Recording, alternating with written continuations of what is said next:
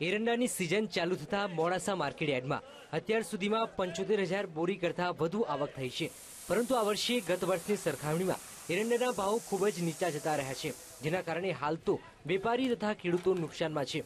જોકે સરકાર એરંડાની નિકાસ કરે તો વેપારી અને ખેડૂતો બંનેને ફાયદો થાય તેમ છે, નહીંતર તેમને હજુ મોટું નુકસાન વેઠવાનો વારો આવશે। એરંડાના ભાવની અત્યારે હાલ જે વધઘટ થઈ રહી છે, જે ગયા વર્ષે 900 થી 1000 રૂપિયાના ભાવ હતા તે અત્યારે 550 થી 600 રૂપિયાના ભાવ છે। બજાર બહુ નીચી થઈ ગઈ છે, ખેડૂતો અને વેપારીને બંનેને અત્યારે નુકસાન વેઠવું છે। આ બાબતે સરકારે કઈ પગલાં લેવા જોઈએ। ગયા વર્ષે જાન્યુઆરી માસમાં એરંડાનો ભાવ 1100 રૂપિયાની આસપાસ રહ્યો હતો, જેની સરખામણીએ આ વર્ષે શરૂઆતથી જ ભાવ ગગડ્યો છે। એકાદ મહિના પહેલા એરંડાનો ભાવ 850 હતો, જે હવે 550 થી 580 ગગડી ગયો છે। એરંડા ભરીને આવ્યો તો એરંડા વેચ્યા છે, પણ ભાવમાં કાંઈ ઠેકાણું પડતું નથી।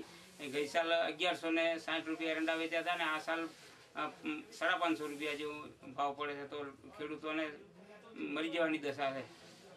એટલે આનાથી કંઈક ભાવમાં કંઈક સારું હોય તો જ ખેડૂત બચી શકે એમ છે, નકો પડતા ઉપર પાટું મારે એવું લાગે છે। એરંડાને મિલોમાં લઈ જઈને દિવેલ કાઢવામાં આવી છે, ત્યારબાદ મોટાભાગના દિવેલની ચીનમાં નિકાસ થાય છે, પરંતુ આ વર્ષે કોઈ અગમ્ય કારણોસર જ દિવેલની નિકાસ અટકાવી દેવામાં આવી છે। જો નિકાસને વહેલી તકે શરૂ નહીં કરવામાં આવે તો વેપારીઓ અને ખેડૂતને મોટો ફટકો પડશે તે નિશ્ચિત છે। તસ્લીમ સુથાર, BTV, મોડાસા।